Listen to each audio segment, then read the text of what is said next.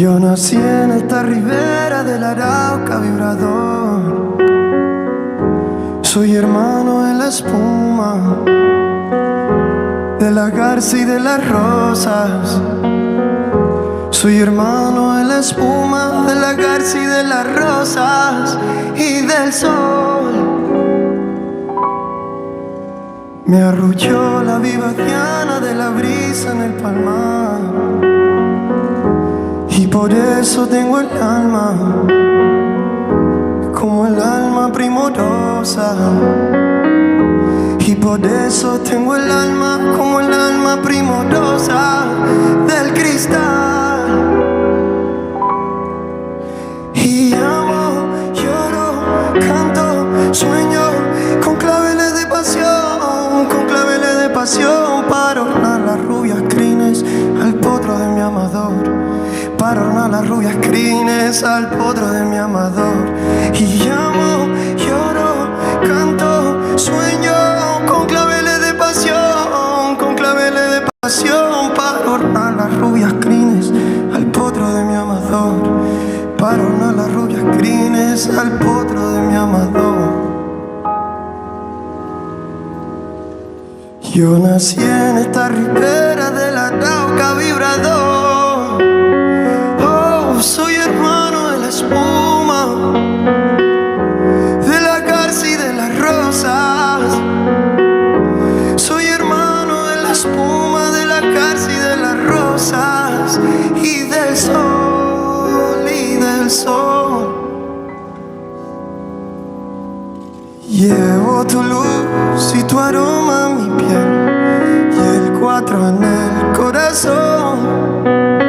Llevo en mi sangre la espuma del mar y tu horizonte en mis ojos. No envidio el viento ni al nido al turbial. Soy como el viento en la miel. Siento el Caribe como una mujer. Soy así. ¿Qué voy a hacer? Soy desierto, nieve y tierra y volcán. Y al andar dejo una estela del rumor del llano en una canción que me desvela. Si algún día tengo que naufragar y el tifón rompe mis velas, quiero que entierren mi cuerpo cerca del mar. En Venezuela.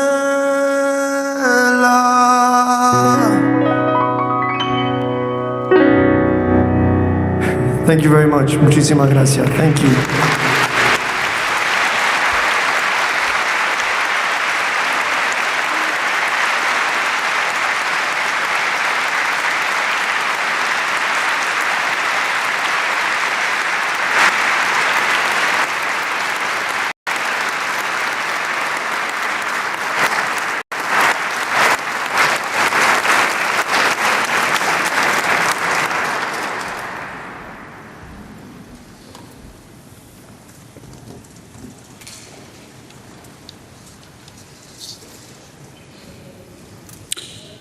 Your Majesties, Your Royal Highnesses, esteemed laureate, Excellencies, distinguished guests, ladies and gentlemen. Samantha Sofia Hernandez, a girl of 16, was brutally abducted last month by masked members of the Maduro regime's security forces. She was taken from the home of her grandparents. Where she is now, we do not know. Probably in one of the dictatorship's detention centers. She may be with her father, who disappeared without a trace in January. What had they done wrong? Her brother was a soldier, but refused to follow the regime's order to commit brutal acts against the population. For that offense, the entire family must be punished. Juan Requesens is ordered to turn slowly towards the camera. The video showing him standing with a dazed look, as if in a fog, wearing underwear stained with excrement. He had supposedly confessed to planning a coup, but of course, there was no proof. The day before his arrest, Juan had stood before the National Assembly.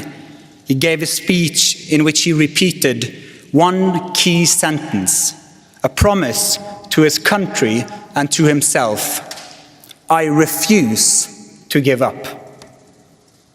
Alfredo Diaz, an opposition leader and former mayor, was pulled from a bus last November and thrown into the depths of El Coide, Latin America's largest torture center. One more political prisoner in a long line of others. This week came the news of his death. Another life gone, another victim of the regime. These stories are not unique. This is Venezuela today. It is how the Venezuelan regime treats its own people. A sister, a student, a politician. Anyone who still believes in stating the truth out loud may disappear violently into a system built specifically to eradicate this belief. Samantha, Juan, and Alfredo were not extremists. They were ordinary Venezuelans dreaming of freedom, democracy, and rights. For this, their lives were stolen from them. Under this regime, children are not spared.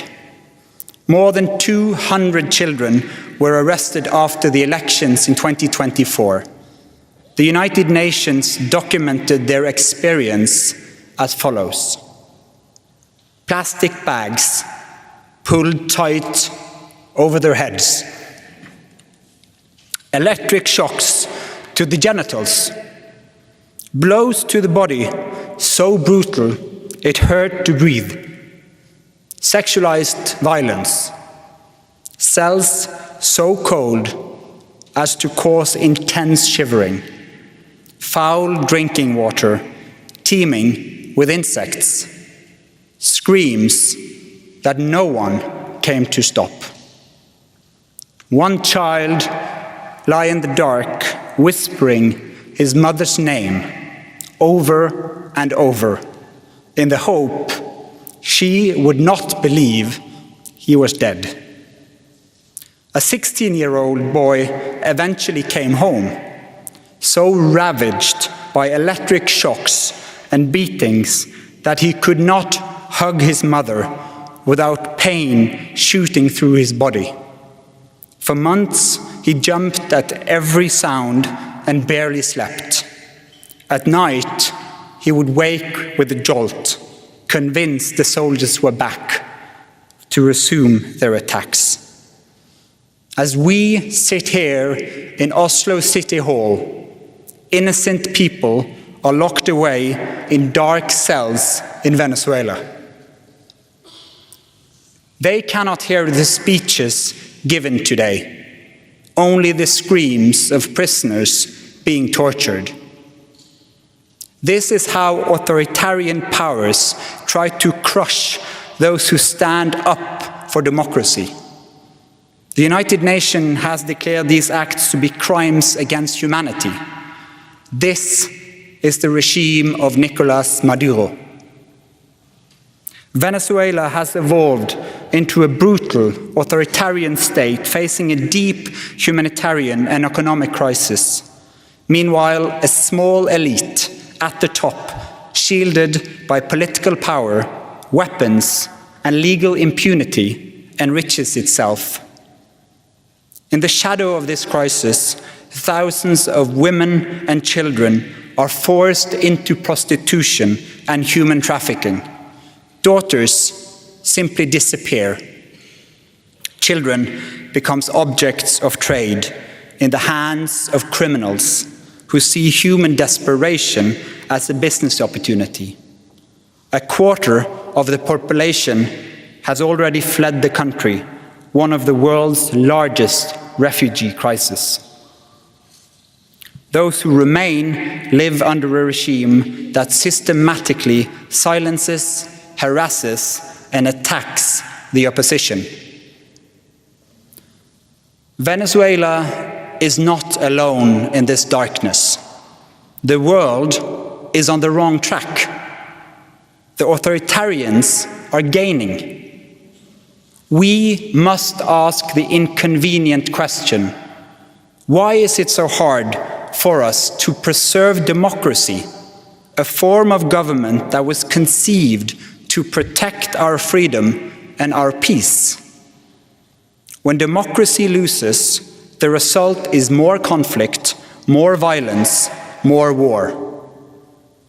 In 2024, more elections were held than in any previous year, but ever fewer are free and fair. The power of the law is misused, independent media are silent, and critics are imprisoned. More and more countries, including those with long democratic traditions, are drifting towards authoritarianism and militarization. Authoritarian regimes learn from each other. They share technology and propaganda systems. Behind Maduro stands Cuba, Russia, Iran, China, and Hezbollah, providing weapons, surveillance, and economic lifelines. They make the regime more brutal and more robust. And yet, amid this darkness, we find Venezuelans who have refused to give up, those who keep the flame of democracy alive, who never yield despite the enormous personal costs. They remind us continually of what is at stake.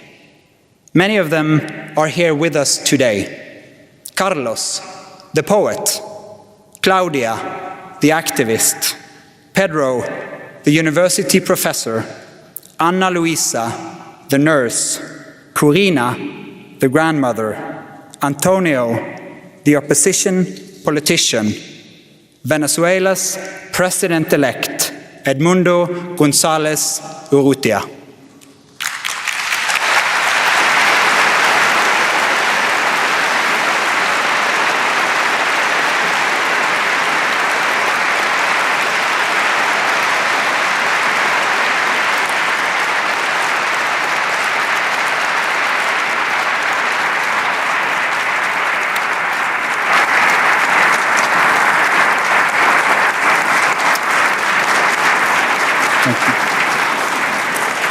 The Nobel Peace Prize laureate, Maria Corina Machado, has done everything in her power to be able to attend the ceremony here today, a journey in a situation of extreme danger.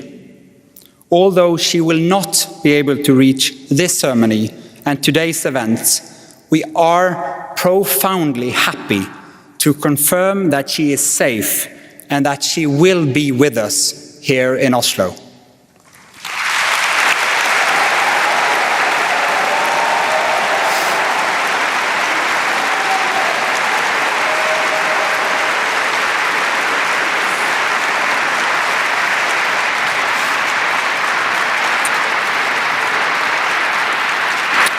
At the heart of the battle for democracy shines a simple truth. Democracy is more than a form of government. It is also the basis for lasting peace. Millions of Venezuelans know this. Year after year, students, trade unions, journalists, business groups, and ordinary citizens have mobilized in waves of resistance. They have filled the streets in protest. When their votes were taken away, they banged pots and pans. When state surveillance is inescapable, they whisper one strategy after another. Through it all, they have said, we strive not for revenge, but for justice, for the sanctity of the ballot box, for democracy, and for peace. But they are told, in reply, that those things are impossible, that they will fail. And when the Venezuelans asked the world to pay attention, we turned away.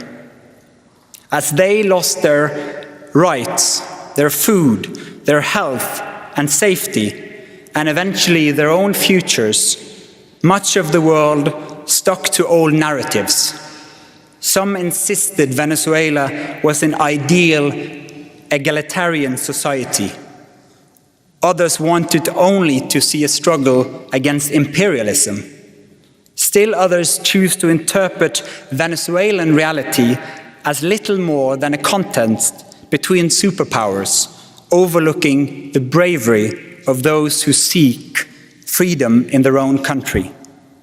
What all these observers have in common is this: the moral betrayal of those who actually live under this brutal regime. If you only support people who share your political views, you have understood neither freedom nor democracy. Yet many critics stop there. They see local democratic forces cooperating by necessity with actors they dislike and use that to justify withholding support. This put ideological conviction ahead of human solidarity. How should we regard those who use all their energy finding fault with the hard choices that brave defenders of democracy have had to make, instead of recognizing their courage and their sacrifice, or asking how we too can help fight dictatorships? It is easy to stand on principle when someone else's freedom is at stake. But no democracy movement operates in ideal circumstances. Activist leaders must confront and resolve dilemmas that we onlookers are free to ignore.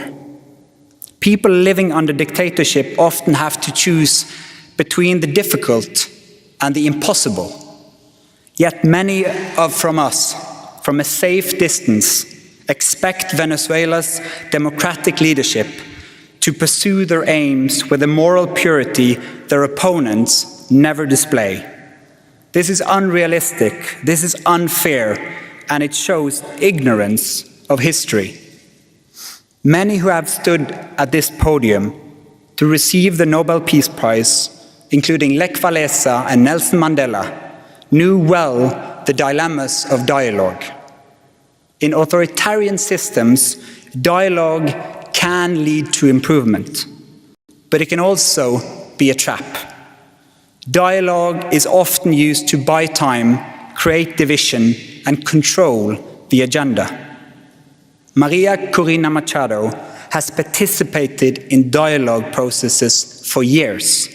She's never rejected the principle of talking to the other side, but she's dismissed empty processes. Peace without justice is not peace. Dialogue without truth is not reconciliation. Venezuela's future can take many forms, but the present is one thing only. It is horrific.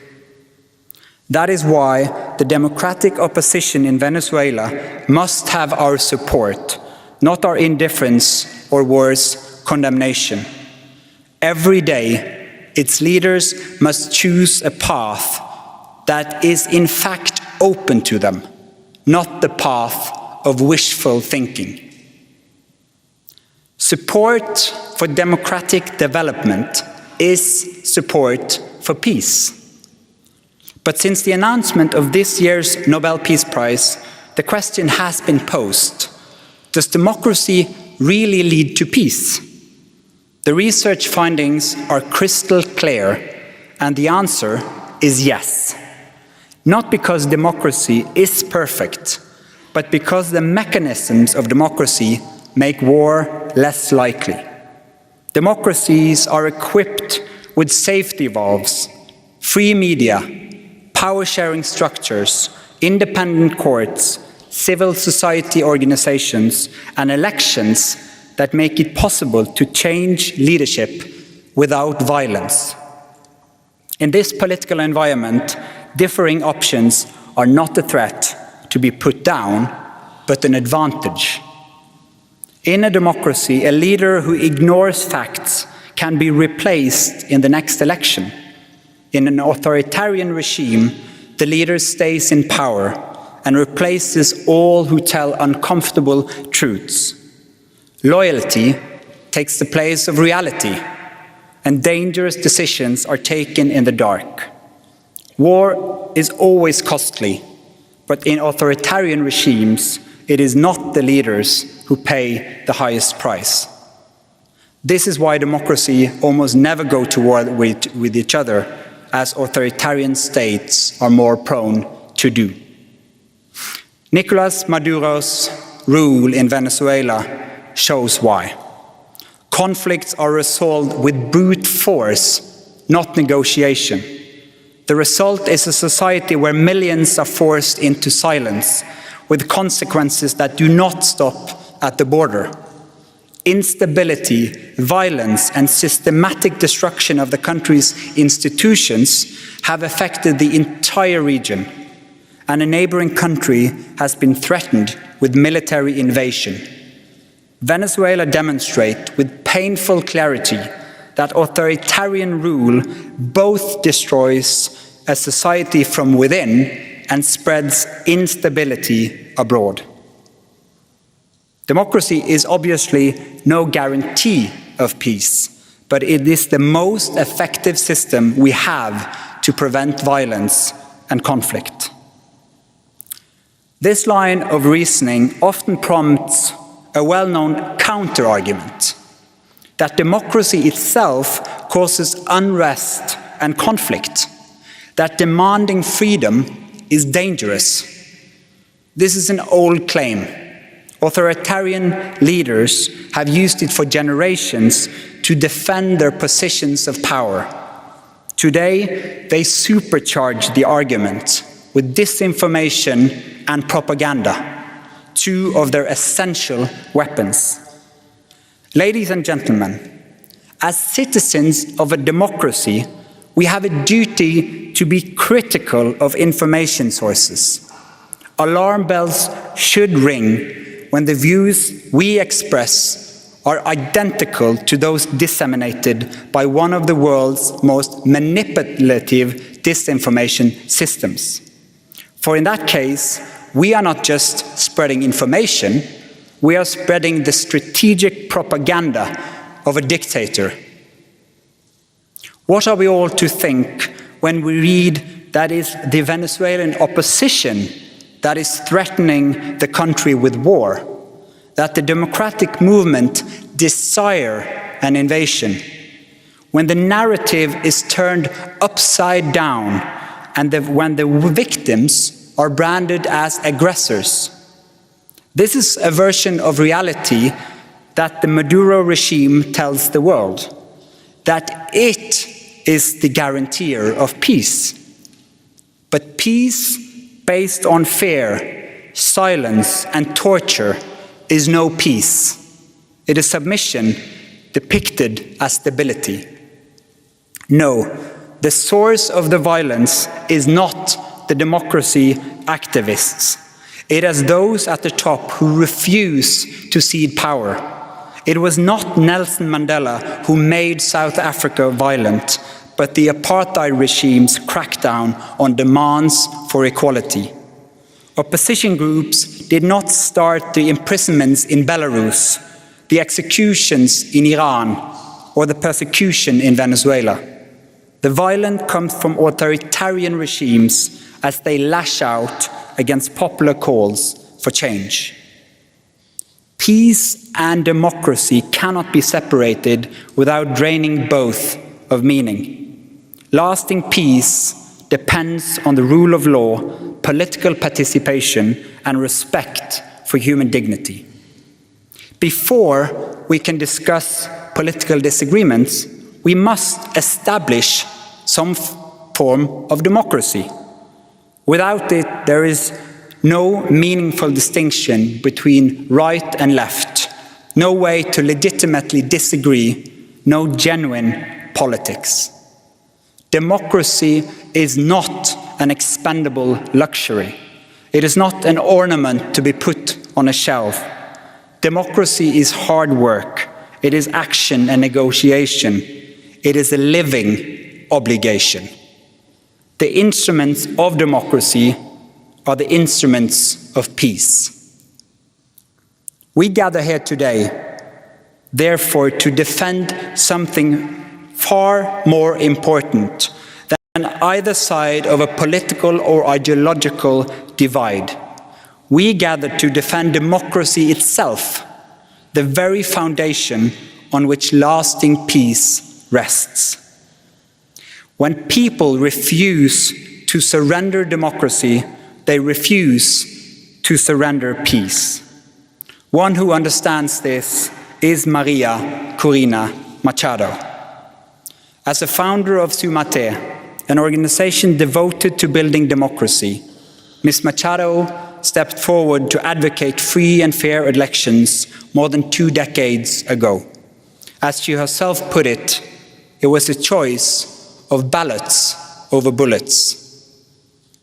In political office and in her service to organizations, Ms. Machado has spoken out for judicial independence, human rights, and popular representation. She has spent years working for the freedom of the Venezuelan people. The presidential election of 2024 was a key factor in the selection of this year's Peace Prize.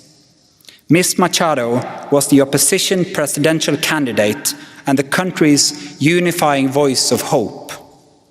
When the regime blocked her candidacy, the movement might have collapsed, but through her support behind Edmundo González Urrutia and the opposition stayed together.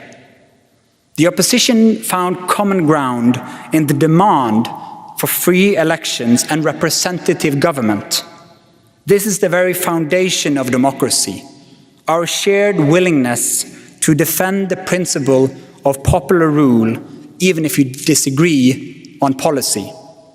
At a time when democracy is under threat around the world, it is more important than ever to defend this common ground. Hundreds of thousands of volunteers mobilized across political divides. They were trained as election observers and used technology in new ways to document each step of the election. Up to 1 million people stood watch over polling stations around the country. They uploaded vote tallies, photographed records, and secured copies before the regime could destroy them. They defended this documentation with their lives, then made sure the world learned the result of the election. This was grassroots mobilization, unlike any that Venezuelan and probably the world had ever seen. Ordinary citizens from all walks of life carrying out systematic, high-tech documentary work in an atmosphere of threats, surveillance, and violence. The efforts of this democracy movement, both before and after the election, were innovative and brave, peaceful and democratic. The opposition received international support when its leaders publicized the vote counts that were collected from the country's election districts, showing that the opposition had won by a clear margin. But the regime denied it all. It falsified the election result and clung to power violently. For the past year, Ms. Machado has had to live in hiding. Despite serious threats, she has remained in the country, an inspiration to millions. She is receiving the Nobel Peace Prize for 2025 for her tireless work promoting democratic rights of the people of Venezuela and for her struggle to achieve a peaceful and just transition from dictatorship to democracy. For a long time, the opposition in Venezuela has relied on democracy's toolbox to wage its peaceful civilian campaign. Over the years, Ms. Machado and her allies have had to adapt and change tactics. They've applied almost every democratic tool, from election boycotts when the system was too rotten, to participation when small openings in the process made it possible.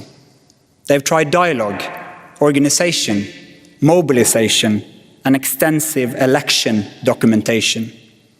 Ms. Machado has appealed for international attention, support, and pressure, not for an invasion of Venezuela.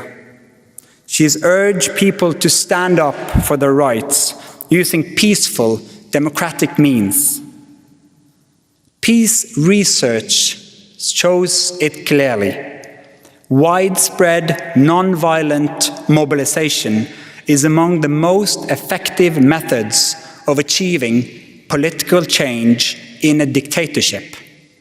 When a population mobilizes and the international community exerts strong pressure and the security forces refrain from using violence against the population, a tipping point may arrive. As the leader of the democratic movement in Venezuela, Maria Corina Machado is one of the most extraordinary examples of civilian courage in recent Latin American history. This year's Nobel Peace Prize fulfills all three criteria stated in Alfred Nobel's will.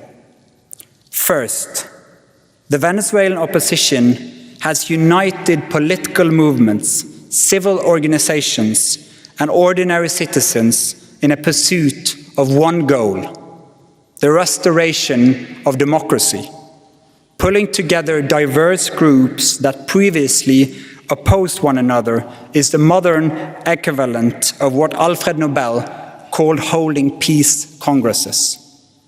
Second, Venezuela's democracy movement has opposed the regime's militarization of society. The regime has armed thousands of groups, authorized paramilitary bands to commit abuses, and invited foreign military forces into the country, thereby accelerating the militarization. By documenting abuses and demanding accountability, the opposition seeks to strengthen civilian democratic authority and roll back the influence of weapons. This deprives criminals and regime-friendly militias of their arms and autonomy, and satisfies Nobel's criterion of seeking peace through disarmament. Third, true fraternity or fellowship, the kind Alfred Nobel envisaged, requires democracy. Only when people are able to choose their leaders and speak without fear can peace take root, whether inside a society or between countries. Democracy is the highest form of fellowship and the surest way to lasting peace.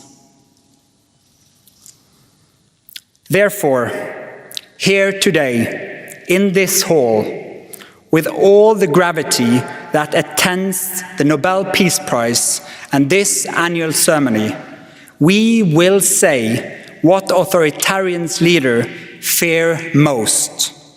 Your power is not permanent. Your violence will not prevail over people who rise and resist.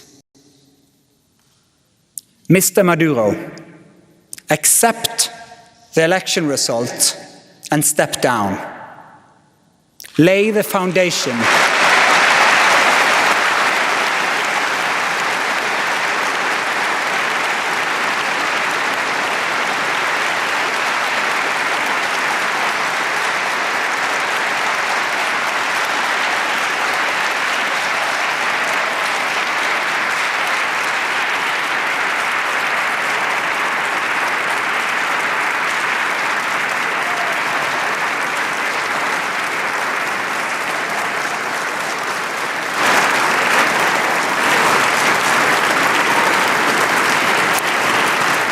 lay the foundation for a peaceful transition to democracy, because that is the will of the Venezuelan people.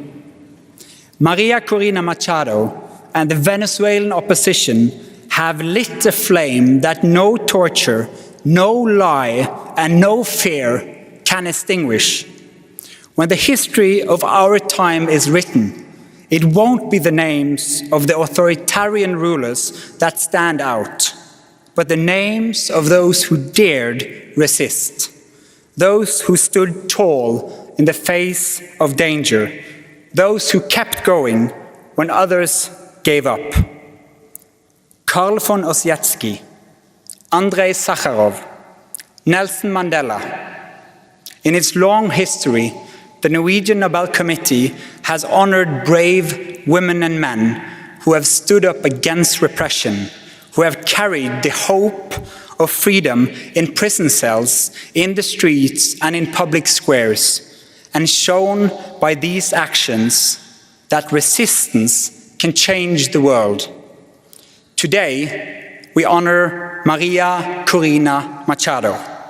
We pay tribute as well to all who wait in the dark, all who have been arrested and tortured or disappeared, all who continue to hope, all those in Caracas and other cities of Venezuela who are forced to whisper the language of freedom. May they hear us now. May they realize that the world is not turning away, that freedom is drawing closer, and that Venezuela will become peaceful and democratic. Let a new age dawn. Thank you.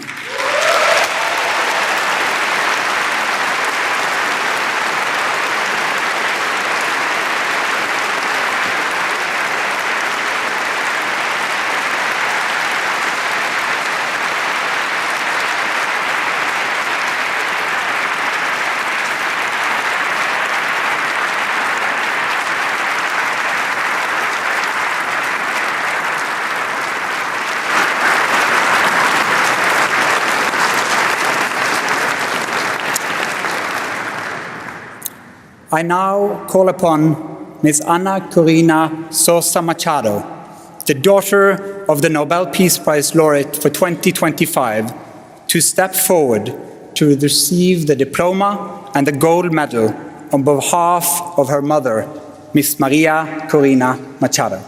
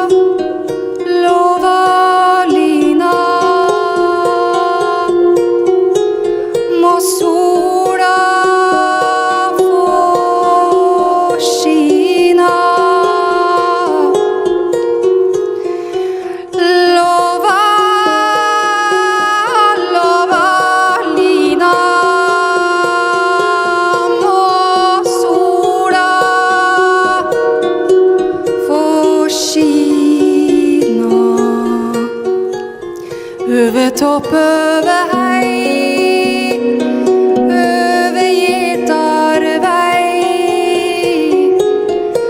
Lova, lova lina,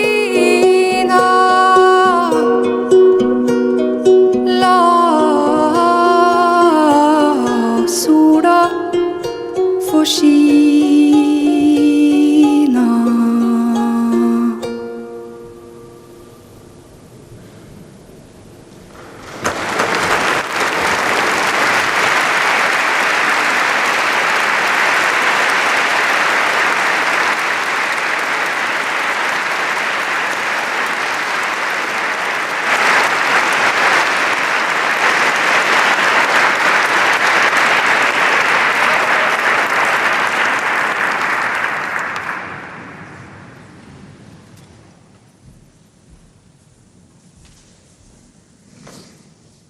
I now call upon Ms. Ana Corina Machado, the daughter of the Nobel Peace Prize laureate, Ms. Maria Corina Machado, to deliver the Nobel Peace Prize lecture for 2025. Ms. Sosa, will you please take the floor?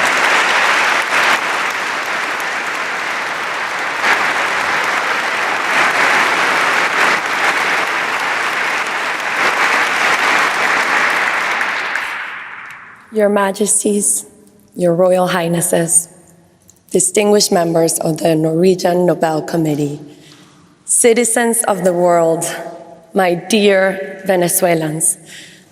First, I want to express our infinite gratitude from my family, from an entire country, to the Norwegian Nobel Committee.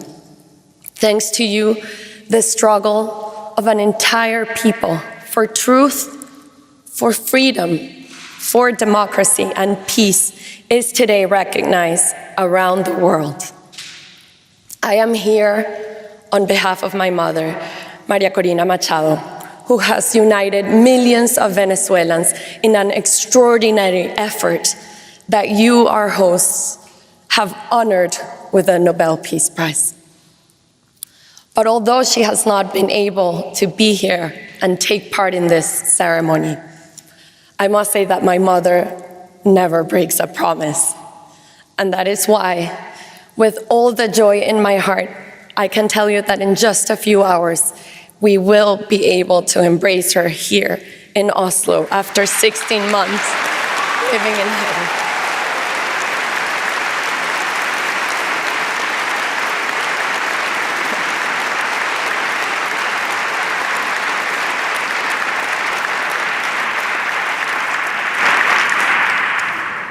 And as I await that moment to hug her, to kiss her, to embrace her after 2 years, I think of the other daughters and sons who do not get to see their mothers today. This is what drives her, what drives all of us. She wants to live in a free Venezuela, and she will never give up on that purpose. That is why we all know, and I know, that she will be back in Venezuela very soon. In the meantime, at this moment, I face the difficult task of giving voice to her words. The speech she prepared for this occasion. This is her speech. I have come here to tell you a story. The story of a people and their long march toward freedom.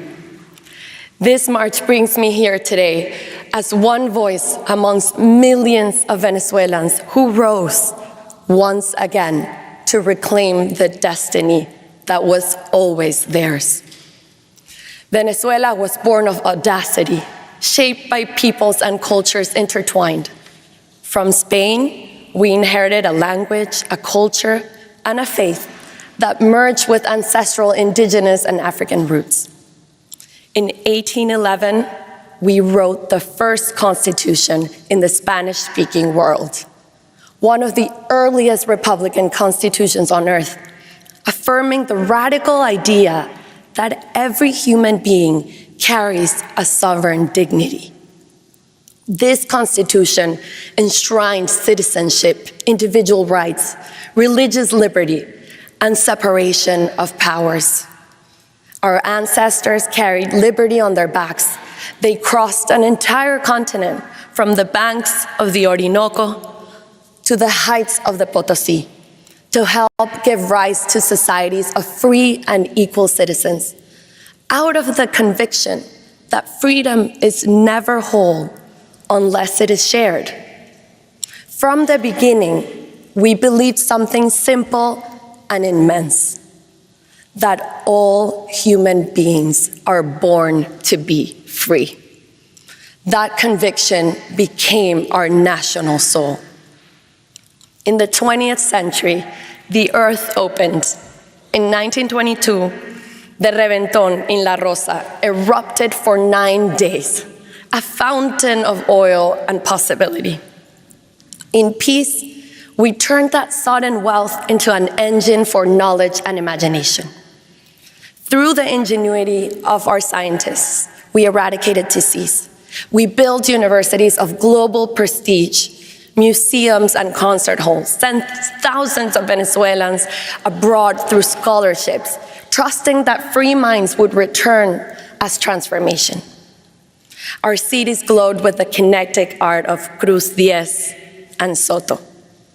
We forged steel, aluminum, and hydropower, proof that Venezuela could build anything it dared to envision. But Venezuela also became a refuge.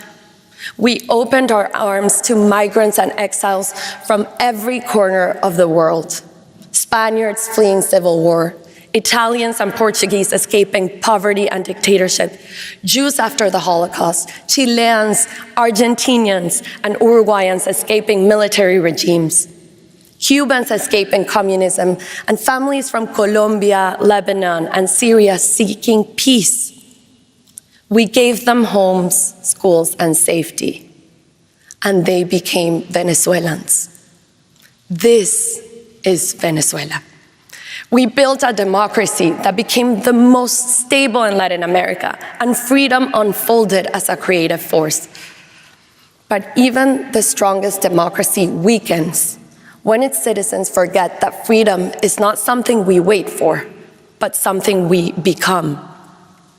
It is a deliberate personal choice, and the sum of those choices forms the civic ethos that must be renewed every day. The concentration of oil revenues in the state created perverse incentives. It gave the government immense power over society, which turned into privilege and corruption. My generation was born in a vibrant democracy, and we took it for granted. We assumed freedom was as permanent as the air we breathed. We cherished our rights, but we forgot our duties. I was raised by a father whose life's work, building, creating, serving, taught me that loving a country meant assuming responsibility for its future. By the time we recognized how fragile our institutions had become, a man who had once led a military coup to overthrow democracy was elected president. Many thought charisma could substitute the rule of law. From 1991 onward, the regime dismantled our democracy, violating the Constitution, falsifying our history, corrupting the military, purging independent judges, censoring the press, manipulating elections, persecuting dissent, and ravaging our extraordinary biodiversity. Oil wealth was not used to uplift, but to bind. Washing machines and refrigerators were handed out on national television to families living on dirt floors, not as progress, but as spectacle. Apartments meant for social housing were handed to a select few with a condition for unquestionable obedience. And then came the ruin, obscene corruption, historic looting. During the regime's rule, Venezuela received more oil revenue than in the previous century combined. and it was all stolen. Oil money became a tool to purchase loyalty abroad, while at home, criminal and international terrorist groups fused themselves to the state.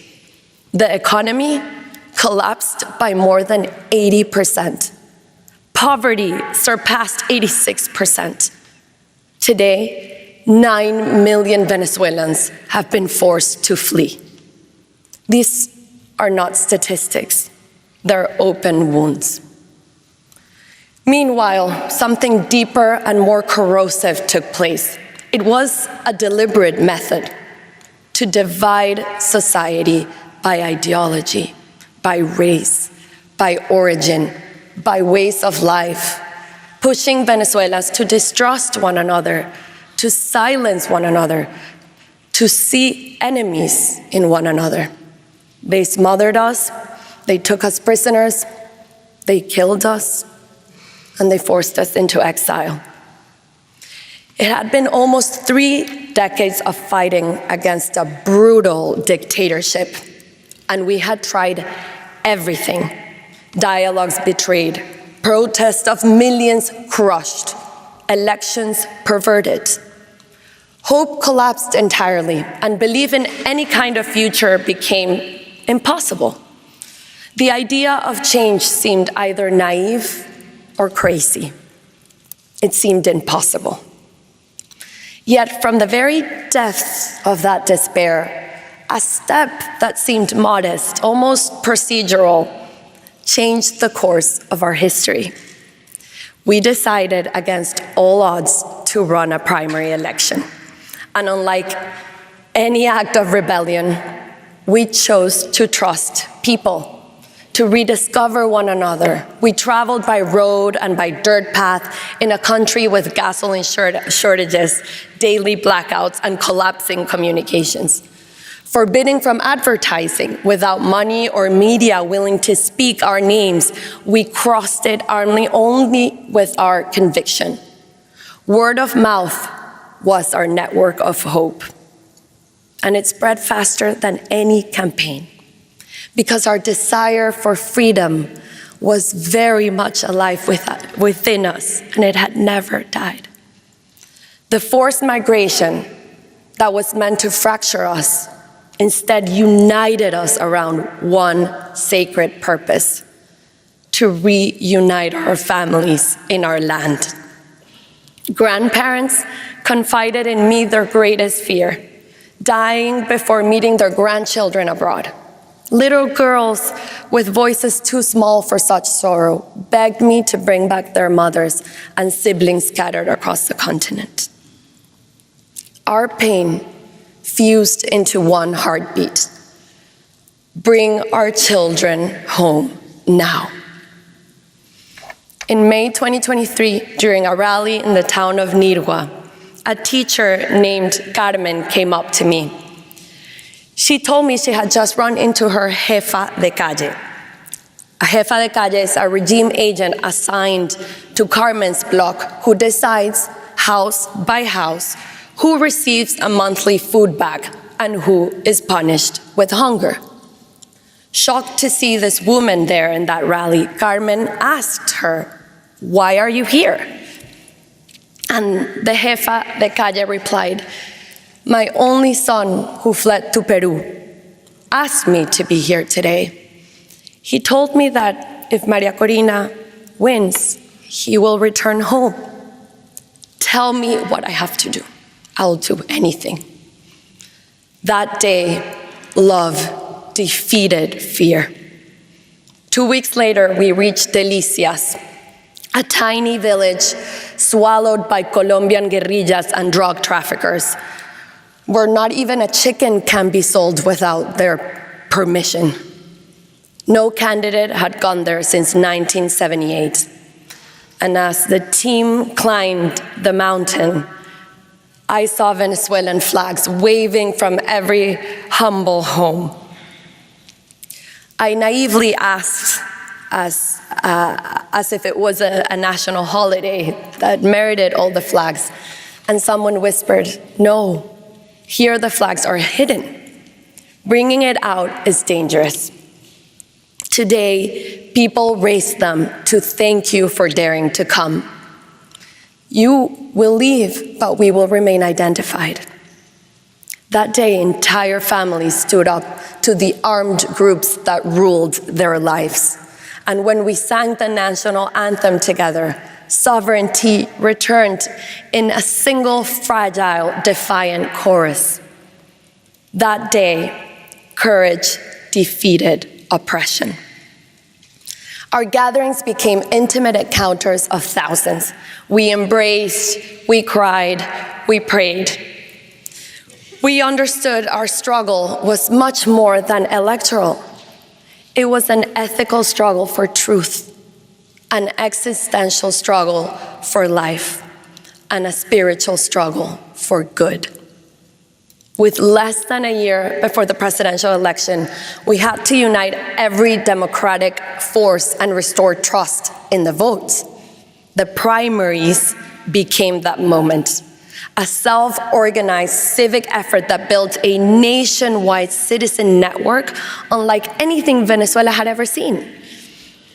And on October 22nd of 2023, against all odds, Venezuela awoke. The diaspora, which was a third of our nation, reclaimed its right to vote. The son who had left cast his ballot alongside the mother who stayed. Lines stretched for blocks. Turnout was so overwhelming that ballots actually ran out. We trusted the people, and they trusted us back. What began as a mechanism to legitimize leadership became the rebirth of a nation's confidence in itself. That day, I received a mandate, a responsibility that transcended any individual ambition. I felt humbled and profoundly aware the weight with which I had been entrusted. Threatened by that truth, though, the regime prohibited me from running for president. It was a harsh blow, but mandates belong to the people. We set out to find another candidate who could take my place. Edmundo González Urrutia stepped forward, a calm, brave former diplomat. The regime believed he posed no threat, but they underestimated the resolve of millions of citizens, a plural, vibrant society that in all its diversity found unity in a common purpose. Communities, political parties, unions, students, and civil society stood together and worked as one so that the voice of a nation could be heard. We were 3 months from election day, and almost no one knew his name. But votes were not enough. We had to defend them. For over a year, we had been building the infrastructure to do so. 600,000 volunteers across 30,000 polling stations, apps to scan QR codes, digital platforms, diaspora call centers. We deployed scanners, Starlink antennas, and laptops hidden inside fruit trucks to the furthest corners of Venezuela. Technology became a tool for freedom.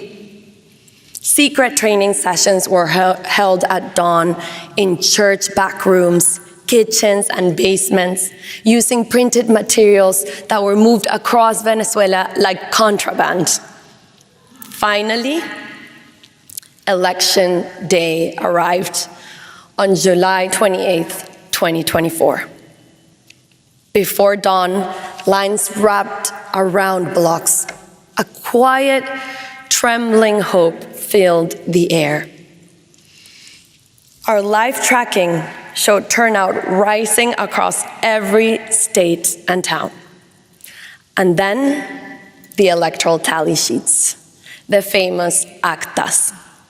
The sacred proof of the people's will began to appear. First by phone, then WhatsApp, then photographs, then scanned. and finally carried by hand, by mule, by canoe. They arrived from everywhere across Venezuela, an eruption of truth, because thousands of citizens risked their freedom to protect them. Confronted with our overwhelming victory, the regime issued a desperate order. Soldiers were to expel our volunteers from voting centers and block them from receiving the original tally sheets they were legally entitled to. But the soldiers disobeyed. Edmundo González Urrutia won with 67% of the vote in every state, city, and village.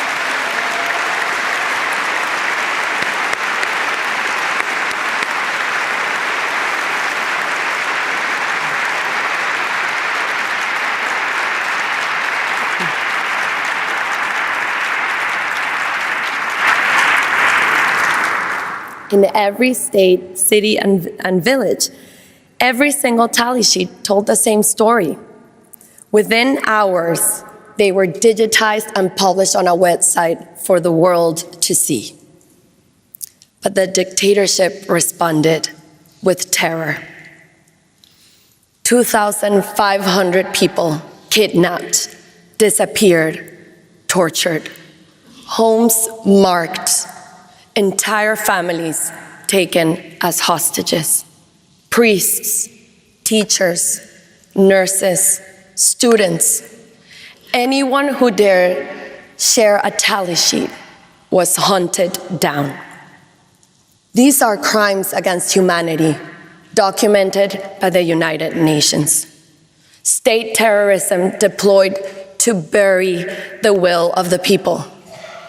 Some of the more than 220 children detained after the elections were electrocuted, beaten, and suffocated until they repeated the lie the regime needed, falsely incriminating themselves of being paid by me to protest. Women and girls in prison are right now being forced into sexual slavery, made to endure abuse in exchange for a family visit, a meal, or the chance to take a bath.